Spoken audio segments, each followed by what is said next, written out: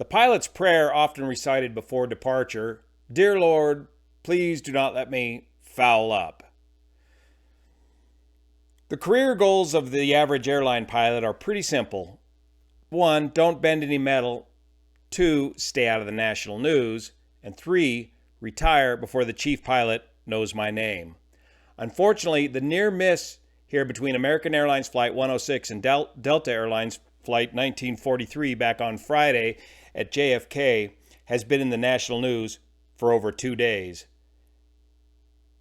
and had the potential of being one of the worst aviation accidents in recent history. Here's what we know so far. Let's start with Simon Radecki at the Aviation Herald. Incident: American Boeing 777-200 at New York on January 13th, 2023. Runway incursion is what they call this. An American Airlines Boeing 777-200 registered November 754 Alpha November performing flight as American Airlines Flight 106 from New York to London Heathrow was taxiing on taxiway Bravo for departure from runway 4 left. And we'll take a closer look at all these taxiways and the exact routing here in a minute. Being cleared to cross runway 31 left on taxiway Kilo.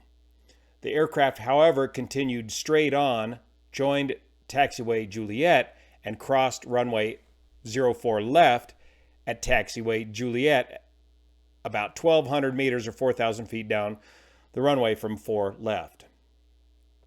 At that very moment, a Delta Airlines Boeing 737-900 Flight 1943 from New York to Santo Domingo, the Dominican Republic, with 145 passengers and 6 crew, was cleared for takeoff from runway 4 left and was accelerating when the tower noticed the conflict and instructed Delta 1943 to cancel takeoff clearance, with quite agitated voice repeating that instruction a few seconds later, and we'll roll the tapes here in a minute, until the crew reported that they were rejecting the takeoff. The Delta crew subsequently, in the voice of their transmissions to the tower, indicated this became quite close. The aircraft vacated the runway to the left and via taxiway Juliet. Tower subsequently instructed American Airlines 106 to call a phone number due to a possible pilot deviation. That's never good. After the phone call with Tower, AA 106 departed from runway 31 left about 30 minutes later. Delta 1943 returned to the apron. The airplane remained on the ground for about 15 hours. The FAA reported, according to preliminary analysis, that the 737 stopped 1,000 feet short of the intersection with taxiway Juliet, where the Boeing 777 had crossed the runway. The FAA has opened up an investigation, and on January 15th, the NTSB announced they have opened up an investigation into the occurrence. Here's the FAA's airport diagram of New York's JFK Airport. Here's where this incident occurred, taxiway Juliet, where it crosses runway 4 left, shown in red. Here's the runway that American's Flight 106 was supposed to take off on, runway 4 left, one of 2 active runways at the time. They were also using runway 31 left intersection Kilo Echo for departure as well. These are very common procedures at New York's JFK Airport. American's Flight 106, and we'll review the audio tapes, was initially cleared taxi Bravo, hold short of Kilo, right here. They were subsequently cleared to continue on Kilo, cross runway 31 left, and taxi to runway 4 left. When American's Flight 106 got to taxiway Kilo, they took a slight left jog and lined up with taxiway Juliet, crossing runway 4 left at Juliet at about the same time that the Delta 737 was cleared for takeoff. The American 106 continued their taxi to the end of runway 31 left, where the phone conversation took place with the tower regarding a possible runway incursion. Okay, now we're going to listen to the actual ATC audio. I'm going to try and draw along the airport diagram as we go, and I'll stop the tape as I need to explain the situation. Grand American 106 Heavy Tango Alpha for taxi. 106 Heavy Tango Ground, next 4 left, taxi left, Bravo, let's for Kilo. Bravo for Kilo, American 106. Okay, American's Flight 106 is located up here, coming out of the gates at Tango Alpha. Left turn on Bravo. Taxi to runway 4 left. Hold short of taxiway Kilo, located right here. So right at this point, everybody should be on board to know that we're going to taxi to runway 4 left, not runway 31 left. American 106 Heavy, cross runway 31 left at Kilo. Cross 316 left, 106 Heavy. Okay, cross runway 31 left at Kilo right here. So they've got an extended clearance now to continue to runway 4 left. Remember too, the captain is taxiing the aircraft. He has the tiller on his side, and the first officer is doing the radio calls. So they're supposed to taxi down Delta Kilo. 1943, wind 35018, gust 24, runway 4 left, clear for takeoff. Clear for takeoff, runway 4 left, Delta 1943. Here comes the Delta aircraft. Delta 1943, cancel takeoff clearance. Delta 1943, cancel takeoff clearance. Rejecting.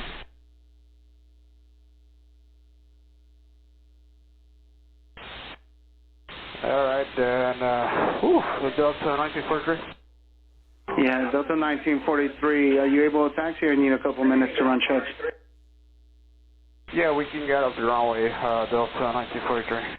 Delta 1943, turn left, Juliet, and just remain clear of runway 4 left. Left on Juliet, and remain clear runway 4 left for Delta 1943. We'll talk more about the reject on the 737 here in a moment, but he got the aircraft stopped right about 1,000 feet short of Juliet.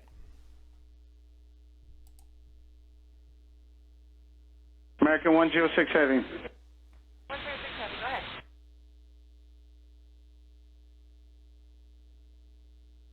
American 106 Heavy, possible pilot deviation. I have a number for you. Advise ready to copy. Ready to copy. Go ahead, sir. This is American 106, now down here at runway 31 left. American 106 Heavy, stand by. American 106 Heavy. The last clearance we were given, we were cleared to cross. Is that correct? American 106 Heavy, we're departing runway 4 left.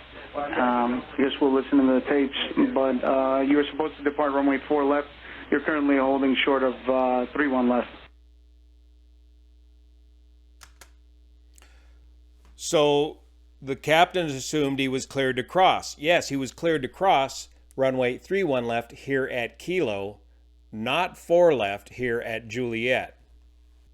Roger, American 106 Heavy. American 106 Heavy, I have a number for you. Let me know when you're ready to copy. Ready to copy, sir. American 106 Heavy, read back correct. Never a good day when you have to take down a phone number to call ATC. Again, here's the view from Flight Radar 24 showing just how close this got.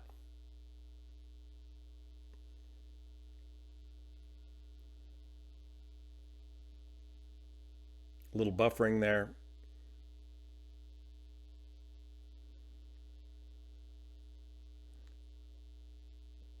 Again, American is supposed to hang a right turn right about here and go down Kilo. Instead, stumbles out right in front of the Delta flight.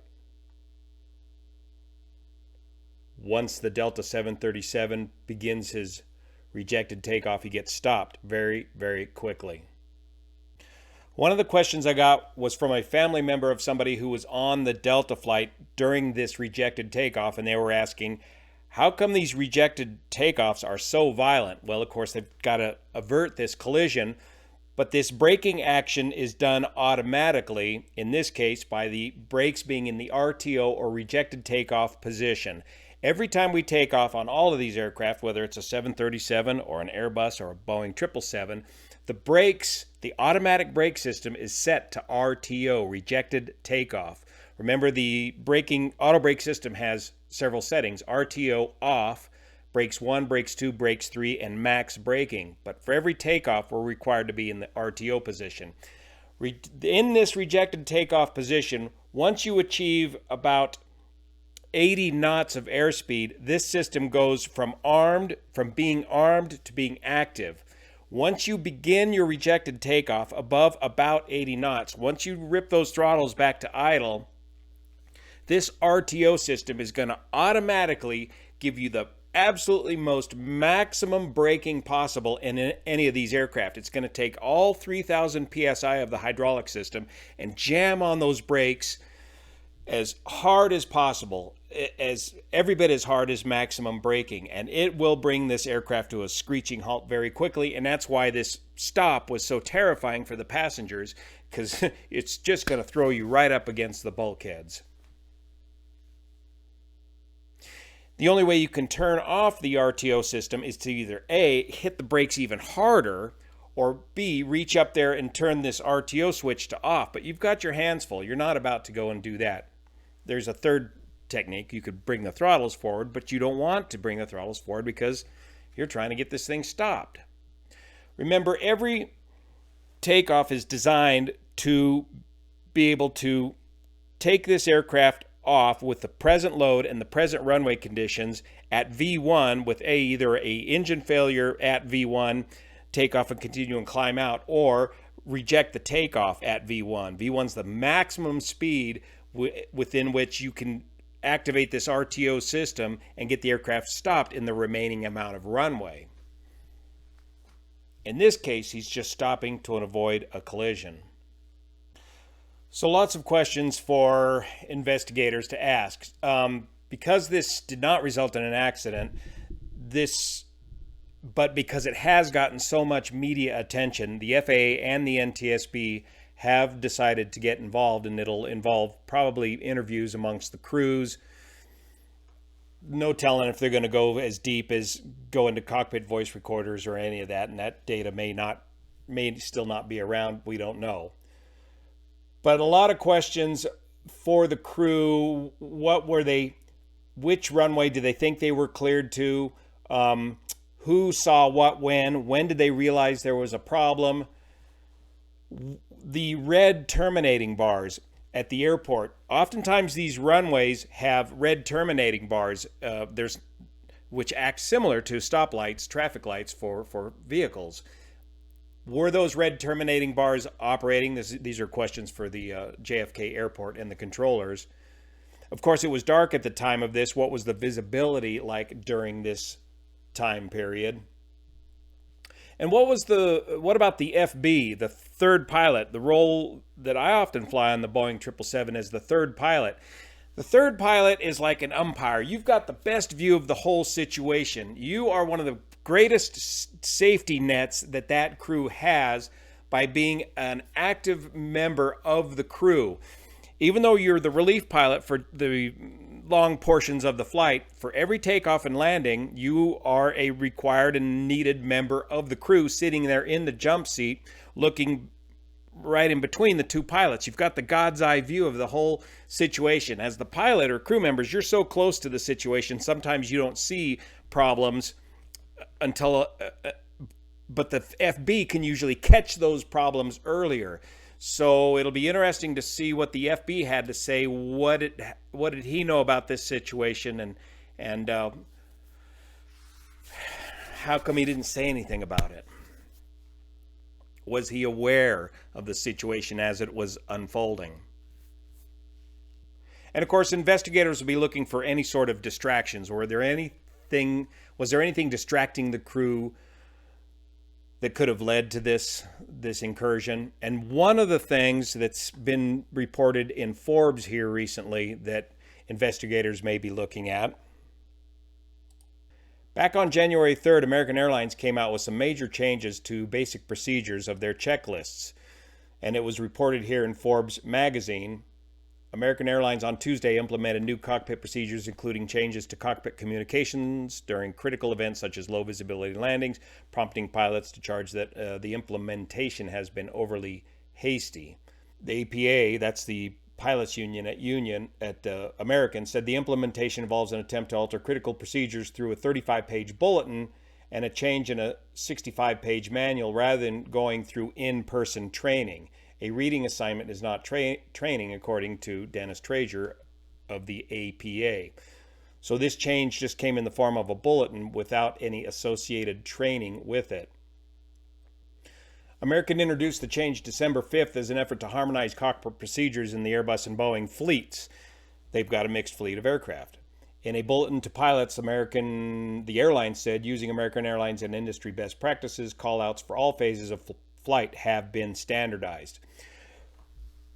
We are so standardized at the airlines that we often fly with pilots we've never flown with before. But as soon as we sit down in the cockpit and get to work, it's as if you've been flying with him your whole life. Everything is so well standardized, you know what to expect.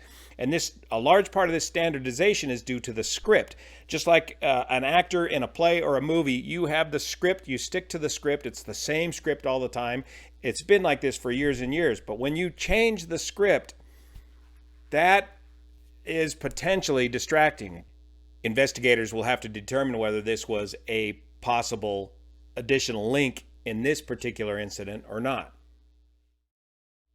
So lots of questions for investigators, and this could happen to any of us, and it just shows how critically important these jobs are and how you have to be on the job 110% when you are in the cockpit, especially in these busy airport environments like JFK. There is just absolutely no time for distractions.